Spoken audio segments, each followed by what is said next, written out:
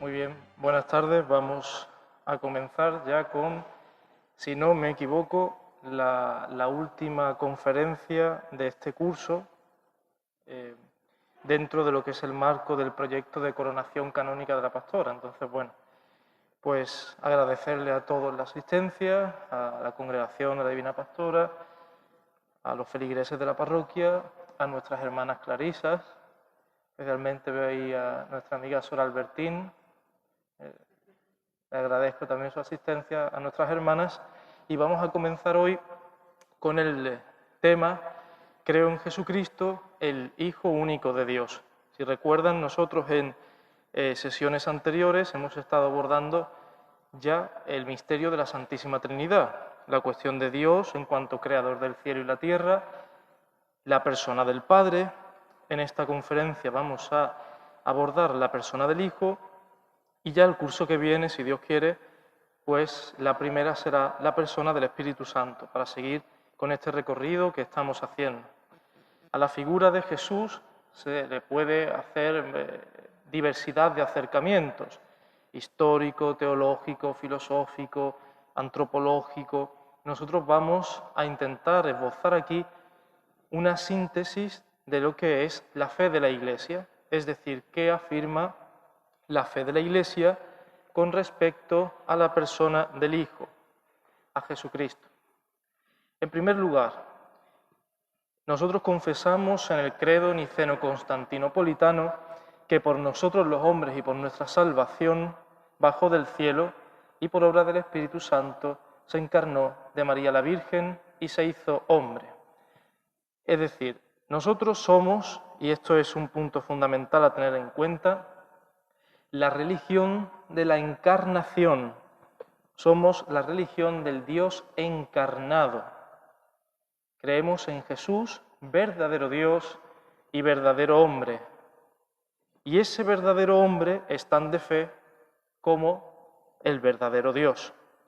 Digo esto porque a veces tenemos la tentación de pensar que la encarnación era poco menos que Dios asume una apariencia humana, un disfraz, y eso es una de las principales herejías con las que se tuvo que hacer frente el cristianismo primitivo.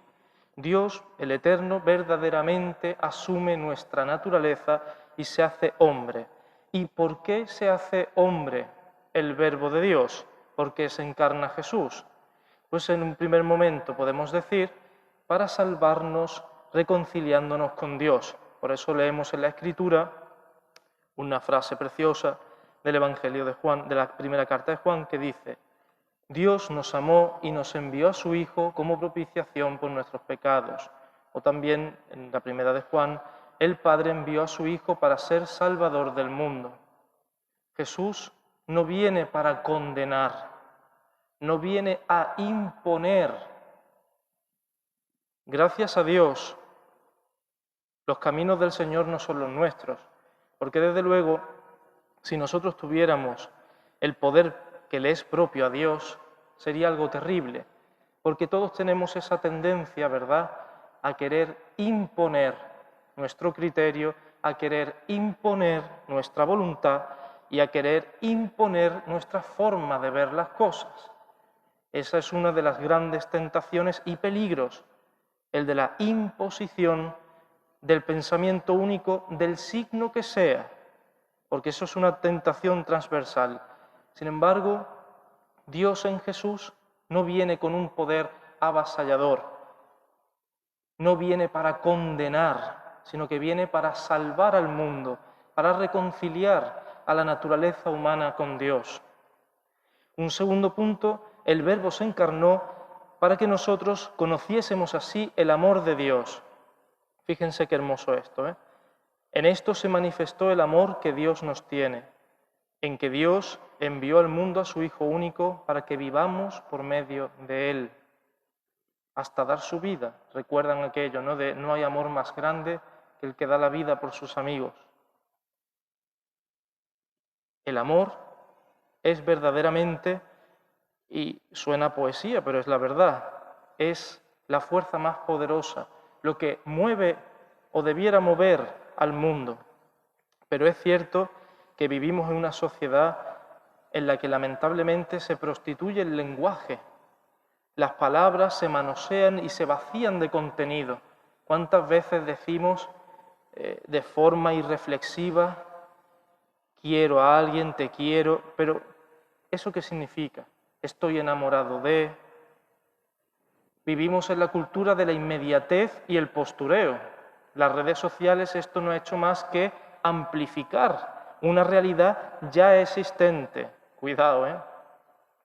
Sin embargo, el verdadero amor, el amor que no busca la vanagloria, el amor que no busca likes en ninguna publicación, el amor que no busca el reconocimiento, sino el amor de verdad es siempre un amor oblativo, es decir, un amor que se entrega y es un amor extático, es decir, un amor que sale de sí hacia el otro y un amor que no busca el beneficio propio, sino que su beneficio está en donarse al amado. Ese es el amor que Dios ha manifestado en su Hijo Jesús. También el Verbo se ha encarnado para ser nuestro modelo de santidad. Yo soy el camino, la verdad y la vida. De hecho, fíjense, hay muchos pensadores no creyentes que afirman que Jesús de Nazaret, es el modelo más perfecto, el modelo consumado de humanidad. Y creo que fue Gandhi quien llegó a decir que la página más bella que se había escrito en la historia eran las bienaventuranzas. Y es que si miramos a Jesús ya solo desde una perspectiva humana, sin ese plus que da la fe, podemos verdaderamente reconocer en él un modelo de humanidad perfecta. Pues con su vida, su mensaje, sus palabras y su entrega, ha marcado un punto de inflexión en la historia humana, un antes y un después. La historia no es lo mismo desde el advenimiento de Cristo. Y si lo piensan además, los derechos humanos como tal, que hay quien cree erróneamente que nacieron en la Ilustración, nada más lejos, nacen de la tradición judeocristiana. El Decálogo, los 10 mandamientos, las bienaventuranzas. Todo resumido en amar a Dios y al prójimo como a uno mismo. Pues de ahí se nutren las raíces de los derechos humanos. Y si no, piensen en países que no han tenido esta tradición judeocristiana, si existe como tal el concepto de derechos humanos. Ya les adelanto yo que no. Y finalmente el Verbo se encarna para hacernos partícipes de la naturaleza divina. ¿Cuál es el concepto cristiano de salvación? El de la filiación. ¿Y qué significa eso? Que nos unimos a Cristo y nos hacemos hijos, con minúscula, en el Hijo con mayúscula. Esa es la salvación, compartir por pura gracia la naturaleza de Dios. Si se dan cuenta, aquí se puede establecer un paralelismo antitético entre la caída del género humano, la tentación primera, el pecado original, y la encarnación, que es como una nueva creación. Si recuerdan, en los relatos del Génesis, de manera simbólica, aparece la serpiente, que curiosamente es el único animal que habla en el relato, y seduciendo a Eva le dice: come del fruto prohibido y seréis como dioses. El mal no estaba en querer ser como Dios en sí mismo, sino en querer ser como Dios al margen de Dios y dando la espalda a Dios, falseando nuestra condición creatural, es decir, nuestra condición de criaturas. Sin embargo, la salvación que trae Cristo es compartir su naturaleza divina, hacernos semejantes a Dios, no al margen de, sino en y desde Dios. Esa es la salvación y eso es, en definitiva, lo que nos hace verdaderamente eternos, el poder compartir la vida misma de Dios que se nos da por pura gracia.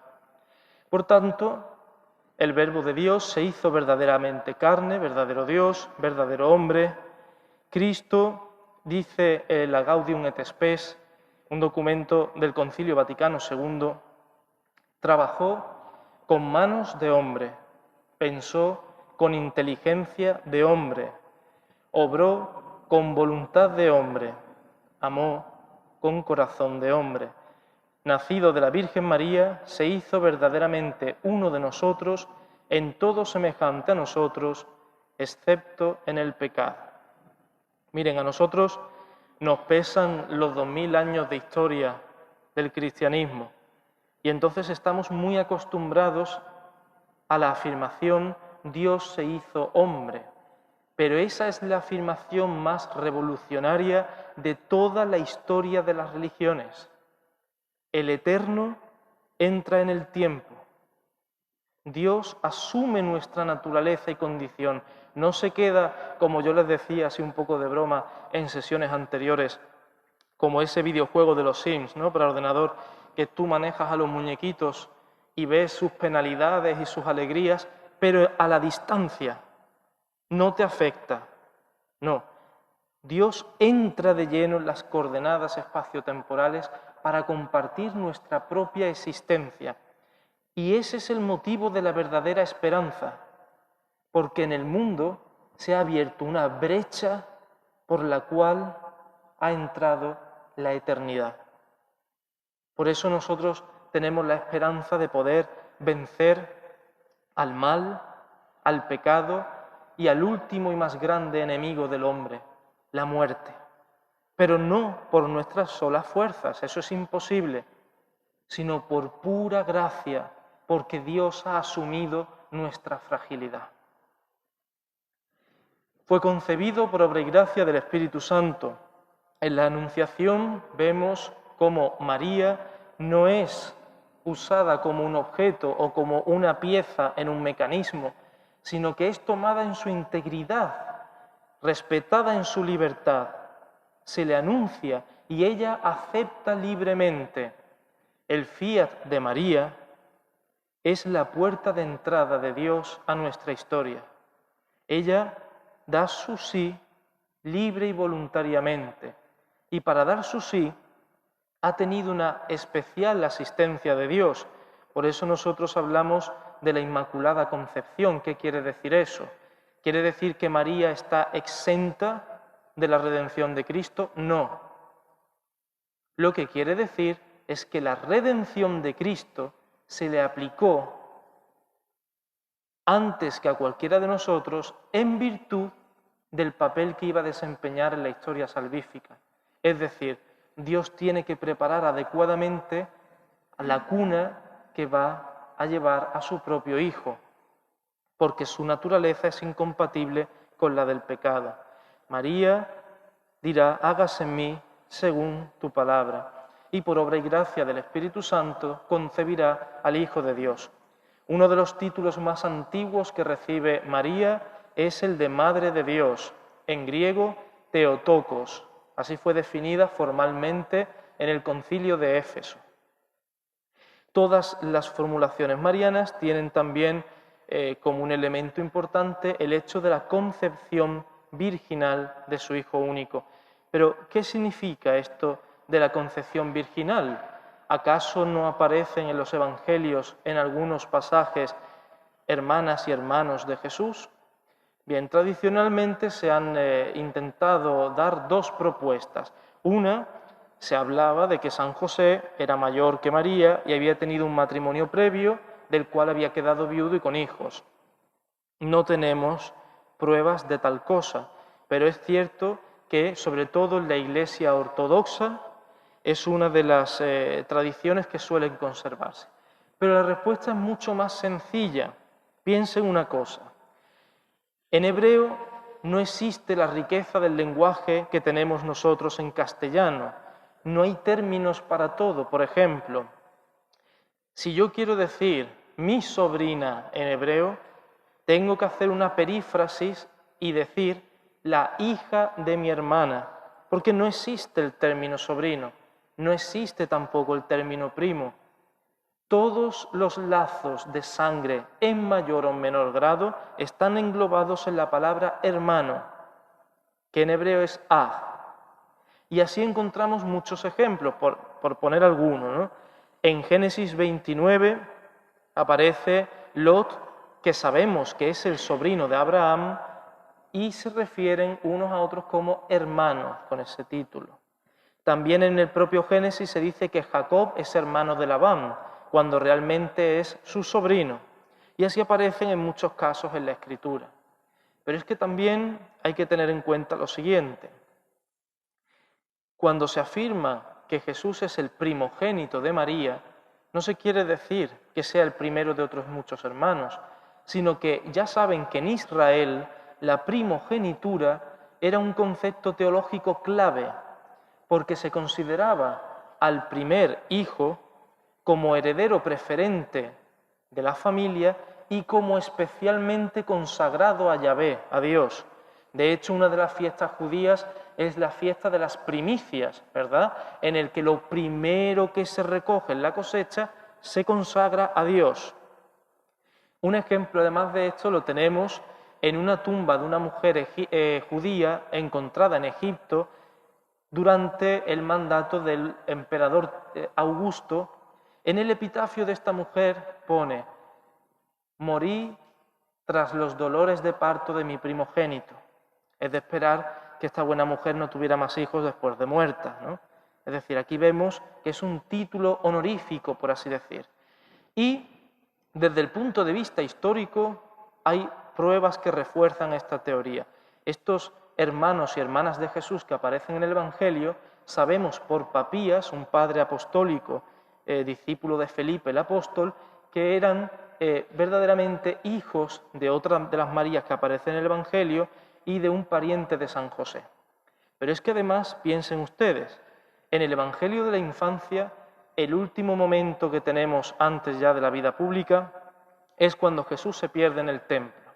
Ya saben que todas las familias judías, especialmente los piadosos, subían a Jerusalén una vez al año para celebrar la Pascua. Es curioso que en ese momento en el que Jesús tiene ya 12 años, no se nombre a ningún hermano ni hermana, dice sus padres y él. Y cuando se pierde, y ese es un momento de una gran tensión, porque no es como hoy día, ¿no? Que te pierde el niño y le puedes mandar un WhatsApp, llamas por teléfono, estás mirando las redes sociales a ver si... No, ahí se pierde y vete tú a saber, como no vayas a buscarlo con una cabra, pues poco más. Allí no aparece hermano ni hermana alguno. Y un elemento ya fundamental, cuando Jesús está agonizando en la cruz, le entrega a Juan, su discípulo joven, a María, su madre, que es lo más preciado que tiene. ¿Por qué Jesús, en plena agonía, haciendo un esfuerzo ya titánico, le entrega a Juan, a su madre? Si María hubiera tenido más hijos, esto, desde el punto de vista antropológico judío, es impensable, porque los hijos tienen que hacerse cargo de su madre viuda por ley. Ya saben ustedes que en el Antiguo Testamento las viudas y los huérfanos ocupan un lugar preferente y fundamental en la legislación judía. Es impensable que hijos que hubiera tenido María se hubieran desentendido de ella. Si Jesús se la entrega al discípulo amado es porque María quedaba sola. Había enviudado de José hace tiempo, no sabemos cuánto, y solamente tenía a su hijo Jesús. Por eso él hace el esfuerzo de dejarla con él. ¿Pero qué significa la maternidad virginal? ¿Quiere decir eso que Dios desprecia las relaciones sexuales? No, porque son creación suya. Y de hecho, la Iglesia Católica tiene toda una teología del cuerpo y toda una moral sexual que va encaminada pues, a discernir los criterios de moralidad. Lo que quiere decir la virginidad de María es una cosa muy sencilla. El Hijo que viene no es obra humana, no es iniciativa nuestra, sino que viene de lo alto, como una gracia que nosotros no podemos conseguir por nuestras fuerzas ni por mecanismo natural alguno, porque es la salvación que nace de lo alto. Eso me recuerda no sé si ya sí se los habré comentado, pero uno de los capítulos que más gracia me hacían de pequeño del barón de Munchausen, ¿no? Cuando él, que es una especie de Quijote ahí extraño, cuando llega a las arenas movedizas y con su caballo cae y comienza a hundirse. Este hombre no tiene otra cosa que hacer, porque estaba un poco, ¿no?, que intentar salir tirando de su propia coleta. Pero claro, por más que tire de su propia coleta va a seguir hundiéndose. Para salir de ese cenagal necesita un apoyo exterior, un brazo, una cuerda, una rama, algo exterior, que viene fuera de sí. Pues este fuera de sí, que viene a tendernos la mano del pozo en el que nos sumimos como familia humana, es la encarnación del Hijo de Dios. Por eso la virginidad de María quiere expresar, no solo en su espíritu, sino también en su propio cuerpo, que lo que viene, lo que ella va a concebir, es un don inmerecido e inalcanzable para los seres humanos, porque María es virgen en espíritu y en el cuerpo, única en todo el plan de Dios, como afirmaba el teólogo Karl Rahner. Siguiendo con la vida de Cristo, debemos decir que Él es sacramento del Padre. Él es la imagen visible del Dios invisible. Piensen una cosa, desde los albores de la humanidad nos hemos preguntado, ¿existe Dios? ¿Quién es Dios? ¿Qué quiere Dios? Dios siempre se ha presentado, y sigue siéndolo, el misterio con mayúsculas, algo que nosotros por nuestras solas fuerzas no podemos descifrar. Por eso, la encarnación supone la traducción de Dios al único lenguaje que nosotros podemos comprender. ¿Y cuál es ese lenguaje? La naturaleza humana. Por eso afirmamos que el verbo, la palabra, se hizo carne, se tradujo a nuestro lenguaje. Y por eso cuando sus apóstoles le pregunten, Maestro, enséñanos al Padre, él dirá, Felipe, tanto tiempo y no lo sabes ya. Quien me ve a mí, ve al Padre. Por eso Él es la imagen visible del Dios invisible. Y toda su vida es un misterio de redención y de recapitulación, de restaurar nuestra naturaleza caída y elevarla más allá de nuestros límites creaturales, elevarla a la misma vida de Dios. Haciendo un brevísimo repaso por los grandes hitos de la historia de Jesús, pues tenemos, en primer lugar, a Jesús siendo anunciado en las profecías del Antiguo Testamento, del cual Juan el Bautista es como la bisagra. La figura del Bautista es como la bisagra que une al Antiguo y al Nuevo Testamento. Es una figura que está a caballo entre las dos. De hecho, si se fijan y leen sobre Juan, van a ver que se parece más a un profeta del Antiguo Testamento que a un personaje del Nuevo. Él es el precursor. Después vendrá Cristo, que fíjense, nace en la humildad de un establo. Dios no da puntada sin hilo, ¿eh? Y es curioso porque yo no sé ustedes, pero si yo fuera Dios, hubiera nacido, pues eso, en el palacio del emperador, yo qué sé, en una casa noble o en Marinador, ciudad de vacaciones. Pero no en un establo que por más fantasía que le pongamos en Navidad de lucecitas, mantecado y regalos, un establo, me lo van a perdonar, pero huele a heces de animal, lo iba a decir de otra manera. Huele a heces de animal y en medio de esa cochiquera nace ni más ni menos que el Hijo de Dios. El Hijo de Dios, que se somete a una familia en unas coordenadas judías, es circuncidado, presentado en el templo, y que además al poco tienen que huir a Egipto, porque un rey verdaderamente sádico y fuera de sí, como era Herodes el Grande, mandó esta matanza de los inocentes. Nada raro en este personaje histórico, porque ya saben ustedes que Herodes mandó asesinar a su hijo mayor, el primogénito, porque pensaba que conspiraba contra él. Y mandó también ejecutar a funcionarios reales para que alguien llorase, ¿no?, el día de su muerte. Era un personaje siniestro. Tuvieron que huir a un país extranjero. Les suena, ¿no?, de algo. Nace en un establo, la miseria misma. Huyen a un país extranjero. como refugiados. Es decir, a veces nosotros hemos, ¿verdad?, hecho un constructo tal que tenemos a Dios de una manera que a veces se aleja de su propia revelación.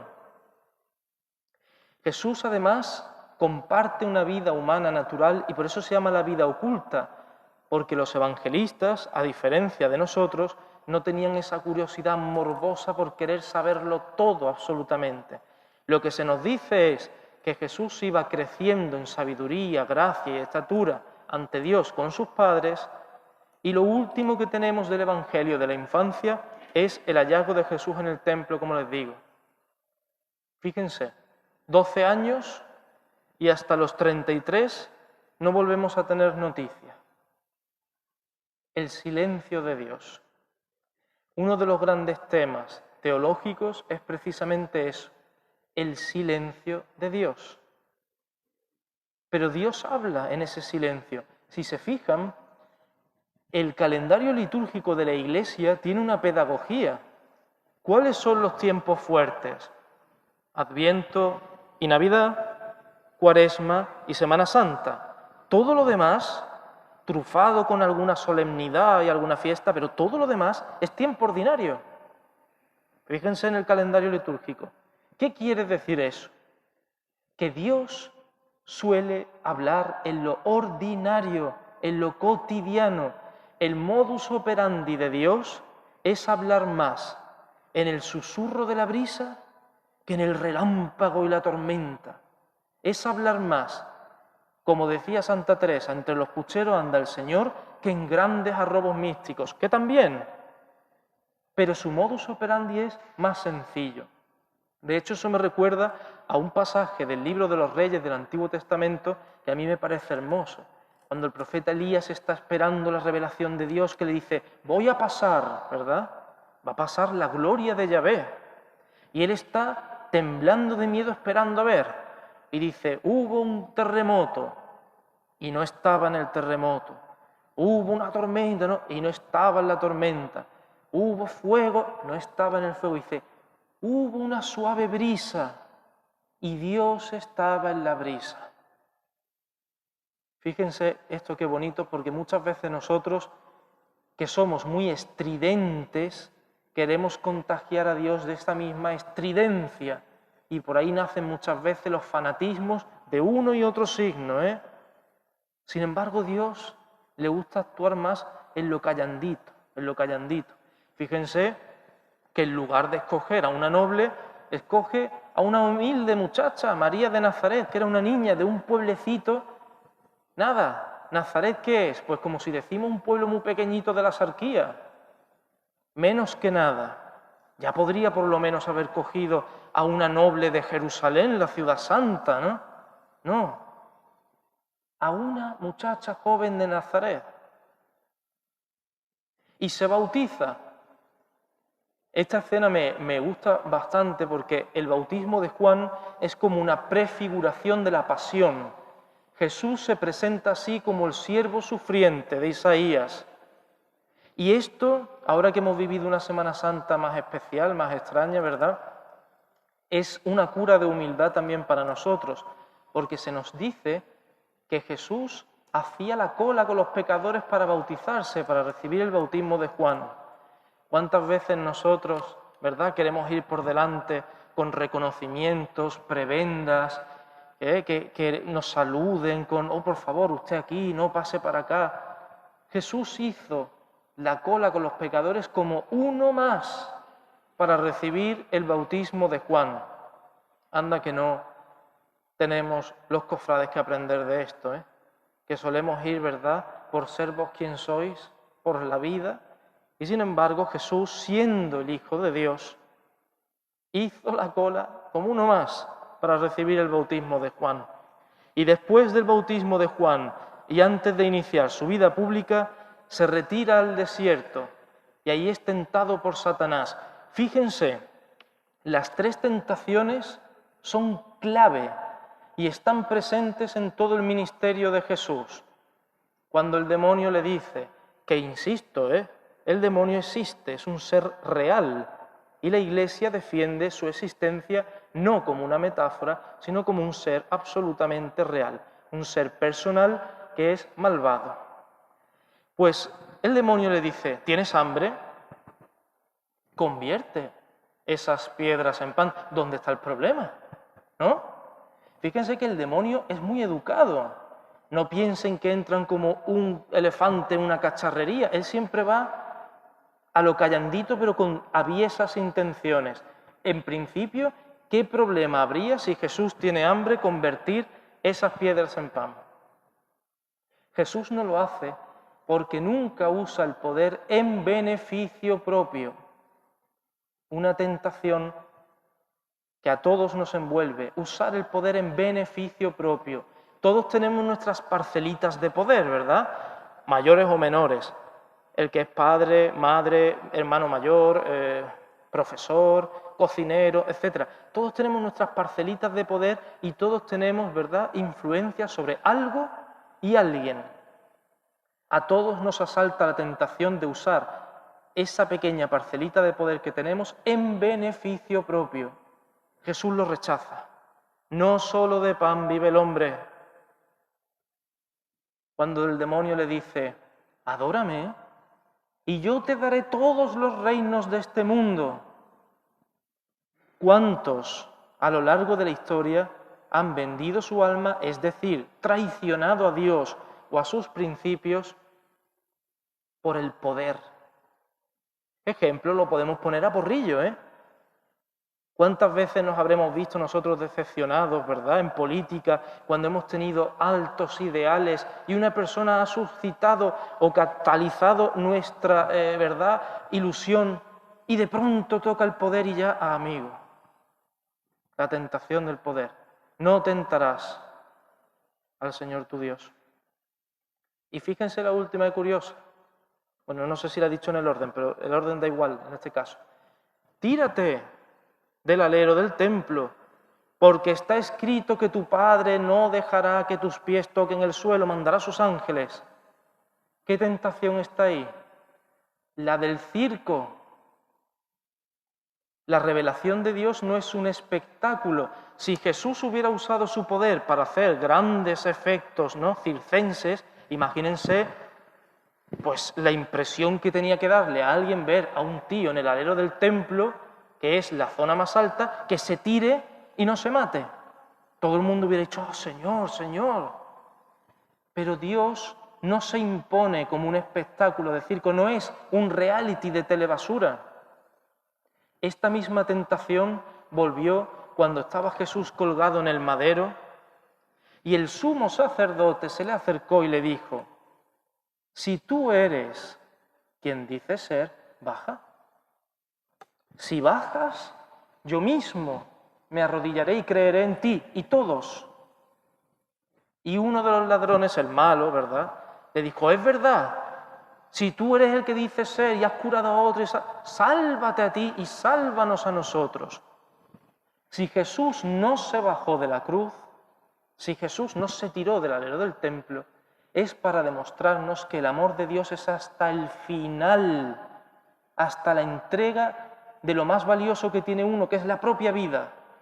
Porque si Jesús hubiera bajado de la cruz, una persona que está ahora mismo luchando contra el cáncer en un hospital no sentiría consuelo alguno, porque diría, tú te has bajado de la cruz, yo no puedo bajarme de mi cáncer.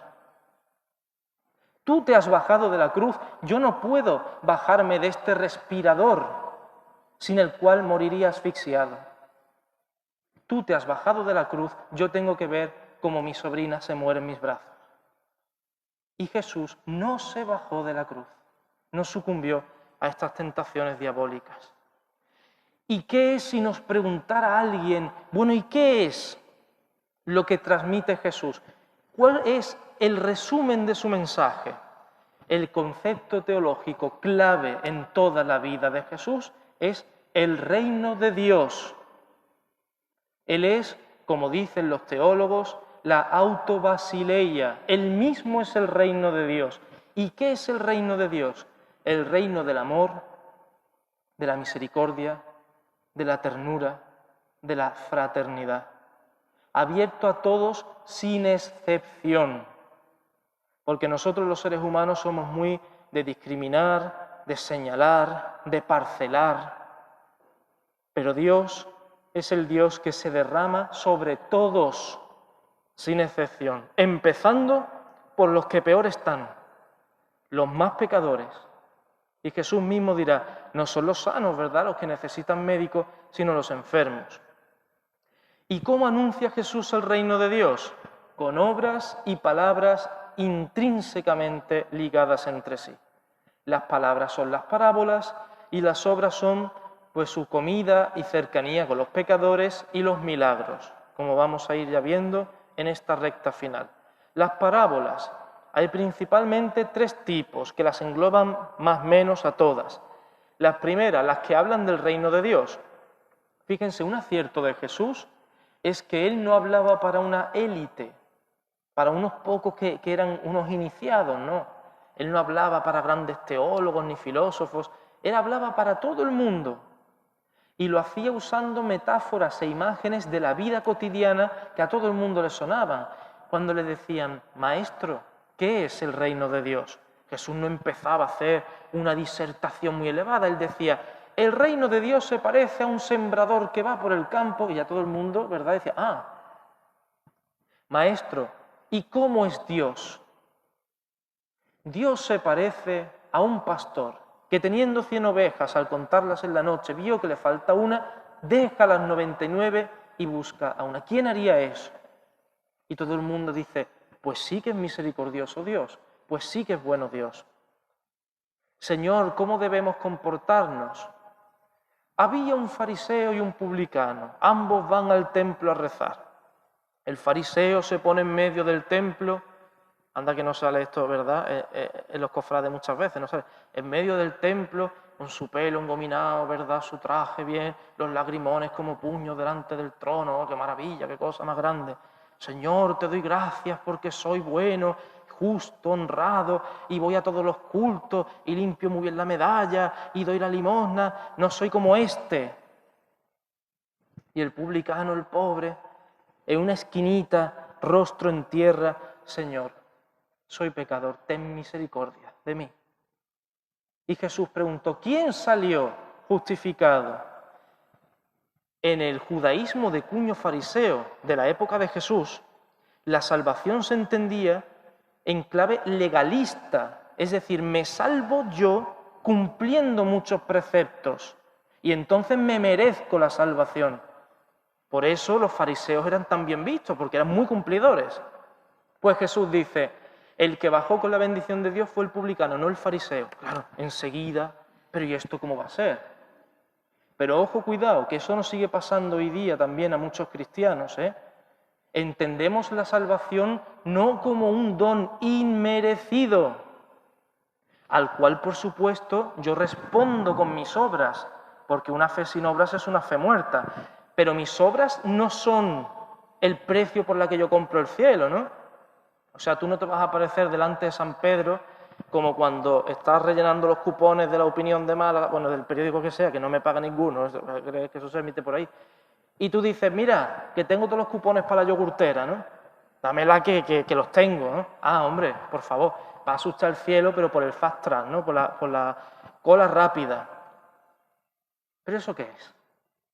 No. Todo es mérito de Dios. ¿Nuestra parte cuál es? Dejarnos hacer. Cuando Jesús se le manifestó a Santa Catalina de Siena, le dijo, Catalina, hazte capacidad y yo me haré torrente. ¿Cuál es nuestra función entonces? Dejar a Dios ser Dios y transformar nuestra vida. ¿Y cuáles son? Hemos visto las palabras. ¿Y cuáles son las obras que anunciaba el reino? Los milagros. ¿Y qué tipos de milagros hay? Los exorcismos, por los cuales se manifiesta que el poder de Dios hace retroceder y eliminar el reino del mal. Las curaciones, por las cuales Jesús resalta la dignidad de nuestra materia, porque somos cuerpo también. Los milagros de donación y salvamento, cuando Jesús veía que había una necesidad material y la daba nunca en beneficio propio, ven siempre a los demás. Los milagros de legitimación, ¿eso qué es? Cuando, por ejemplo, le bajaron al paralítico, recuerdan la escena, ¿no? En la casa de Pedro. Es curiosa esa escena, ¿eh? Porque le bajan al paralítico, claro, una gran expectación, han roto el tejadillo, ¿verdad? El paralítico baja la camilla, todo el mundo así, diciendo, a ver, a ver, a ver. Y lo primero que dice Jesús es, tus pecados te están perdonados. Y tú dices, anda, no veas, ¿no? Que estábamos esperando otra cosa. Pero claro, los fariseos se volvieron locos. ¿Quién te crees tú que eres? ¿Sabes quién es el único que puede perdonar pecados, no? Dios. Y de hecho el judaísmo del Segundo Templo tenía un sistema ritual muy bien elaborado para la expiación de los pecados. Y el único que los perdonaba era Dios. ¿Tú quién eres? Que encima te saltas la mediación del templo. Pues ahí, ¿cómo responde Jesús? Ah, me preguntáis esto, ¿no? Pues para que veáis que el Hijo del Hombre tiene autoridad para perdonar pecados, yo te digo, levántate, toma tu camilla y anda. Esos son los milagros de legitimación, ¿no? Y finalmente las epifanías, que es cuando Jesús, que su divinidad está como oculta en la humanidad, porque muchos lo veían, este es un hombre, ¿no? Deja entrever los destellos de la gloria de su divinidad, como por ejemplo en la transfiguración o muy especialmente ya en la resurrección. Y llegamos ya al final de esta ponencia. Toda esta herencia de la vida y el mensaje de Jesús ha sido entregada a la Iglesia, entendida como la comunidad de todos los que creen y siguen a Jesús. Una Iglesia que por institución divina es jerárquica, es decir, el Señor entregó a los apóstoles la tarea de administrar, pastorear, enseñar en su Iglesia. Y a través de la sucesión apostólica, esa misma permanencia se ha visto garantizada en la Iglesia Católica, de la cual todos nosotros formamos parte. Bien, pues con esta conferencia damos por finalizado el primer curso dentro de este proyecto formativo de coronación, si Dios quiere, de la Divina Pastora. Yo le agradezco a todos su asistencia, su buena fe, desde luego se están quitando tiempo de purgatorio como mínimo, y nada, pues nos vemos ahora en un ratito para rezarle a la Virgen y para la Eucaristía, que además hoy tenemos, ¿verdad?, pues un regalo muy bonito para nuestra Madre que yo creo lo merece. Muy bien, pues nada, muchas gracias, majetes.